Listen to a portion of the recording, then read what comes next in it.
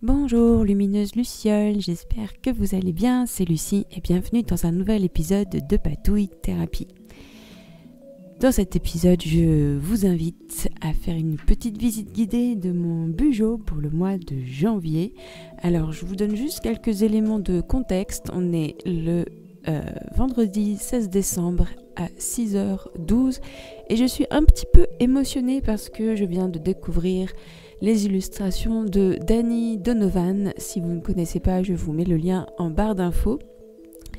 Et c'est rigolo parce que Danny Donovan, elle vient de sortir un livre qui s'appelle The Anti-Planner, donc l'anti-planeur. Et il a l'air vachement bien son bouquin. C'est plein de stratégies pour faire face à ce qu'on appelle la procrastination en langage normal, alors que voilà, c'est un peu plus compliqué que ça en a l'air. Et donc voilà, c'est rigolo parce que moi mon Bugeot, il m'aide à faire beaucoup de choses, vraiment beaucoup de choses. Et en même temps, il y a plein de moments où je me retrouve complètement submergée et je m'angoisse avec tous mes objectifs un peu irréalistes. Enfin voilà, tout ça pour vous dire que je vous mets le lien en barre d'infos. Donc en décembre, j'étais partie donc sur un thème plutôt bleu avec des chats astronomiques. En janvier, je pars sur des tons plutôt chauds, plutôt jaune, ocre, brun, rouge. Et donc voilà la page de garde. Donc je me suis fait plaisir avec mes colles à paillettes comme d'habitude. Et puis l'illustration, c'est une coccinelle. Parce que quand je suis allée enregistrer mon disque que je vais sortir là avec un trio de musique irlandaise, donc on a enregistré dans un studio fin novembre. Et dans la chambre où j'étais, il y avait une coccinelle en novembre. Enfin, j'étais très surprise et du coup, j'ai évidemment pris ça pour un présage. Je suis allée tout de suite voir le symbole de la coccinelle en tant qu'animal totem, des choses comme ça. Et du coup, j'avais envie qu'elle ouvre mon mois de janvier pour repartir sur des bases positives. Donc là, ça ne change pas beaucoup, si ce n'est que... Ah oui, si, j'ai quand même repris par rapport au mois dernier la structure, la mise en page avec donc le chapitre sur mes activités professionnelles en ligne et puis dans la vraie vie. Et j'ai utilisé une police de caractère que j'ai trouvée sur Daphent et qui s'appelle Chopin et que je trouve assez jolie. Et puis... pour la décoration, j'ai utilisé soit des petits pochoirs pour les éléments un peu floraux et ça permet on pourrait les faire à la main sans pochoir, ces petits éléments, mais ça permet qu'ils soient toujours de la même taille, toujours très réguliers. Et moi, ça me faisait du bien d'avoir un petit peu de régularité dans mes pages. Et j'ai ajouté à chaque fois mon tampon, mon sigil personnel. Et là, j'ai fait un petit rabat en utilisant des éléments du kit au pays de Mucha. Et puis, à chaque fois, je dessine des petites illustrations sur des feuilles de papier brouillon qui me servent un peu comme des stickers, sauf que c'est juste du papier que je colle dans mon Bugeot. Donc là, on a une épée avec un serpent et une petite fiole avec une coccinelle à l'intérieur. Alors, les lucioles qui me suivent sur Patreon connaissent déjà, en fait, ont déjà vu les pages de ce Bugeot et connaissent bien cette page puisque j'ai réalisé cette illustration sur Patreon. Et c'est une illustration qui est un sortilège de vitalité et qui est disponible sur Patreon à télécharger, à colorier ou qui est déjà colorié et puis vous mettez où vous voulez. Donc j'avais envie d'avoir cette illustration là dans mon Bugeot pour le mois de janvier pour ne pas perdre ma vitalité qui s'était un petit peu effilochée à la fin de l'année. Et sinon, ça ne change pas pour les patouilles. J'ai encore mon tableau YouTube, un petit emplacement pour Patreon. Et vu que pour Patreon, je fais qu'une chose par mois pour les patouilles, ça me prend pas beaucoup de place, donc je garde un petit espace aussi pour noter les idées. Donc le chapitre de l'abondance et de la gratitude que j'ai mis en place le mois dernier et qui est quand même beaucoup plus facile à vivre que le suivi des dépenses, des charges. Enfin, c'est quand même plus léger. Et puis moi, j'ai pas l'impression de ne plus gérer mon argent. En fait, au contraire, en fait, ça m'a même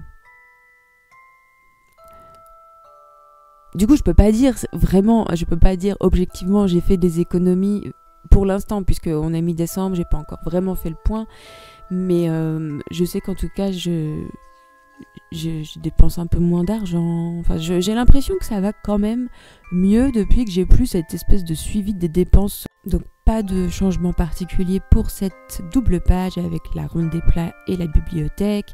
Je me suis rendu compte le mois dernier que l'espace là que j'utilise, c'est suffisant. Pour la ronde des plats, je me concentre en général sur 4 plats principaux pour le mois, sachant qu'en général, quand je cuisine, ça nous fait environ 2, 3, voire 4 jours des fois de repas. Donc, et comme en plus on cuisine à deux, chacun son tour, 4 plats, ça suffit. Et puis quant à la page de la bibliothèque, donc avec les livres, les films et la musique, en ce moment les livres, je suis sur la trilogie de Ken Follett, Les Piliers de la Terre, donc c'est long, donc je lis pas énormément beaucoup de livres en ce moment. Les films, j'en regarde vraiment, vraiment très peu. Ce mois-ci, donc on est que mi-décembre encore une fois, donc il peut encore se passer plein de choses, mais on est donc le 16 décembre, j'en ai regardé un et c'était Titanic avec mon compagnon. Je ne regarde vraiment pas beaucoup de films parce que de toute façon, ça va générer des trucs chez moi après.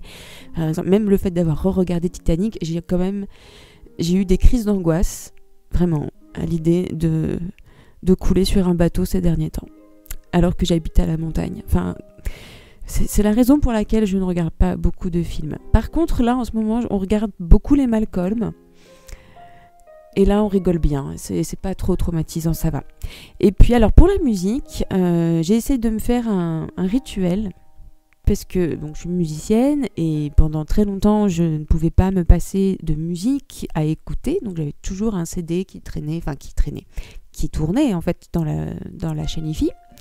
Et depuis qu'on a les ordinateurs portables et que surtout je n'ai plus de CD, alors j'ai regardé quelques disques mais j'en ai plus des masses. Et depuis que YouTube fait partie de ma vie, enfin en fait je me rends compte que j'écoute de moins en moins de musique. Et c'est ennuyeux. C'est ennuyeux surtout quand on est musicien. Enfin, on a besoin d'être toujours entouré de musique parce que c'est en écoutant de la musique qu'on est inspiré. Enfin, c'est comme quand on regarde des patouilles et des sorcières sur YouTube, c'est pour être inspiré. Enfin, donc voilà, tous les matins maintenant, j'essaie en faisant mon rituel d'écriture pendant une demi-heure, je me mets de la musique avec une bougie et voilà, et je m'enveloppe de musique. Et c'est vraiment agréable de commencer la journée en musique, c'est super chouette. On passe ensuite à la page santé qui n'est pas complètement terminée. Il faut encore que je fasse mon diagramme des humeurs. Et aussi, alors je vous avais peut-être pas montré en début de Bujo, j'ai fait ça il n'y a pas très longtemps. Voilà. J'ai fait la boussole de vie. Et en fait, c'est parce que j'ai découvert une youtubeuse qui s'appelle... sa chaîne, c'est Letter Yama Plans. Et elle fait beaucoup de planning, en fait. Son truc, c'est vraiment les agendas, le planning. Pas tellement les patouilles et le côté hyper créatif, quoi, qu'elle dessine beaucoup et qu'elle est hyper créative, mais c'est vraiment les objectifs, les to-do list et tout. Et c'est assez intéressant sa manière de de voir les choses. Et donc elle travaille avec un planeur qui s'appelle MaxiLife. Et c'est assez intéressant le concept du MaxiLife, parce que ils ont sur leur site internet en fait plein de choses à télécharger gratuitement pour se faire une boussole et passer en revue en fait tous les aspects de notre vie avec un barème de 1 à 10. Et en fait ce barème il est fait en répondant à des questions. Donc moi j'ai répondu aux questions et je trouve ça intéressant. Des fois j'aime pas tout forcément tout chiffrer, tout mesurer, mais c'est pas inintéressant quand même des fois de juste mettre un chiffre sur un aspect de notre vie qui a besoin d'attention. Et si on le fait pas, c'est vrai qu'on a une espèce de vision d'ensemble pas très claire. Et là, moi, ça m'a permis de dire que quand même, c'est la santé et le bien-être. Je me suis mis combien ? 4,5 sur 10, ce qui est quand même pas terrible, hein, c'est moins que la moyenne. La famille et les relations, je me suis mis 6,6 sur 10. Et travail et formation, 7,3 sur 10. Donc, ça, c'est pas trop mal. Mais par exemple, par rapport à ma vie personnelle, les activités récréatives et surtout l'activité spirituelle, où là, je suis à presque 10. Bon, je me dis que je peux peut-être me concentrer notamment sur la santé et le bien-être. Et donc, dans cette enveloppe-là, je me suis fait des petites fiches avec des petits objectifs mensuels, mais des objectifs d'action en fait, parce que souvent moi les objectifs je ne sais pas créer un objectif, voilà, c'est une catastrophe. Donc ce qui m'aide pour créer des objectifs, c'est en fait décomposer en toutes petites actions réalisables facilement par mois par exemple. Donc pour la santé et le bien-être, et bien voilà, il y avait par exemple définir 4 menus pour le mois pour bien manger, parce que jusqu'à présent je faisais ça un peu à l'arrache, dans la panique, en me disant mince, c'est mon tour de cuisiner, j'ai rien prévu, au secours. Donc là l'idée c'est plutôt en début de mois je fais ma petite recherche, ou en fin de mois pour le mois d'après, enfin voilà. Pour l'activité physique, je me suis dit, allez, 150 000 pas minimum par mois, donc ça fait environ 5 000 pas en moyenne par jour, ce qui est faisable. Pour la pratique spirituelle, je me suis dit de faire du qigong et de méditer au moins une fois par semaine, et de vraiment modérer avec beaucoup d'extrêmes, enfin de vraiment pas boire quasiment d'alcool, et de réduire la consommation de cigarettes. De réduire la consommation de cigarettes en la divisant par 2, ce qui pour l'instant fonctionne pas trop mal, car j'ai des pastilles nicotiniques. Voilà, donc je vous montre ça parce que donc ma page santé en janvier, je vais m'en servir, je pense, pour faire une revue trimestrielle, parce que là c'était en octobre 2022, donc octobre, novembre, décembre, janvier, il va être temps de refaire un petit bilan pour voir si ça a évolué et ce que je peux changer, modifier, améliorer pour avancer. Voilà. Et donc j'ai toujours ma to-do list qui pour l'instant est vide. Et elle le restera peut-être. Ma to-do list de décembre, elle est restée vide et c'était très bien comme ça. Ah oui, et puis sur la page santé, alors c'est des petits stickers là qui me permettent de faire la roue du cycle lunaire. C'est un petit peu bizarre, mais l'idée c'est que je vais noter ma phase de nouvelle lune et la phase de pleine lune. Et voilà, juste pour avoir une idée du cycle lunaire. Et ensuite on arrive donc aux pages hebdomadaires. Et vraiment j'en change pas de format parce qu'il me convient très bien. Donc là c'est la fête des petits stickers. donc voilà, j'ai tout décoré avec les stickers. Et puis donc ma première case, elle me permet de noter 3 choses 2 ou 3 choses sur lesquelles je dois me concentrer en priorité sur la semaine. Et puis j'ai mes suivis d'habitude, donc les 3 choses essentielles à mon équilibre intérieur: faire une balade, méditer et mon qigong. Et puis voilà, avec le petit calendrier toujours. Et vraiment, je m'éclate dans ce Bujo, le fait que ce soit moi qui l'ai fait du début, enfin de A à Z. Le fait aussi de vraiment patouiller dedans, donc c'est vrai que j'en ai pas trop parlé. Donc pour la page de garde, donc en fait j'ai fait un fond avec... c'était donc les peintures craie au format... à la teinte un peu terre grise, et puis ensuite j'ai mis des peintures aquarellables dans les tons brun ocre et une peinture cuivrée et des paillettes.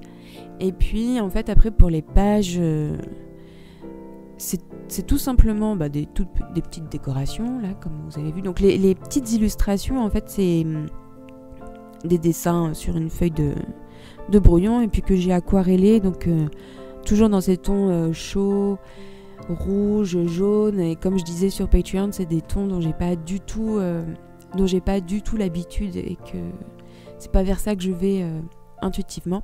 Et donc les pages, elles sont colorées avec des encres. Donc là c'est une encre dans les tons or, jaune, ce qui permet de faire ressortir un petit peu les éléments sur la page et de donner un effet un petit peu pas forcément vieilli, mais ça donne juste du contraste et c'est ça qui est chouette.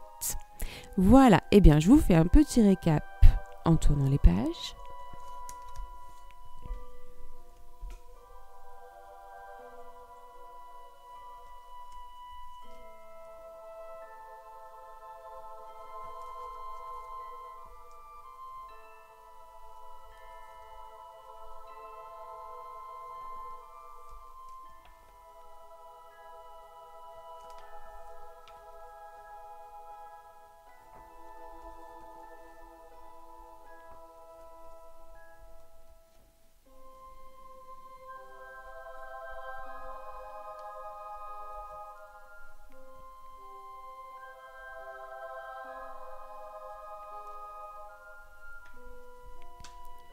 Eh bien, j'espère que cette petite visite vous a plu et que le blabla ne vous aura pas trop importuné. N'hésitez pas à aller regarder le site et les illustrations de Danny Donovan. Quelque chose me dit que ça peut intéresser beaucoup de gens qui consultent cette chaîne. Parce qu'il me semble qu'on est beaucoup des neurodivertis et on le sait pas forcément. Donc allez regarder juste pour déjà pour rigoler, pour vous détendre un petit peu et puis voilà, découvrir le travail de cet artiste qui permet vraiment de médiatiser la question de la neurodiversité. Donc voilà. Et sur ce, prenez bien soin de vous et je vous dis à très bientôt pour de nouvelles patouilles. Bye bye!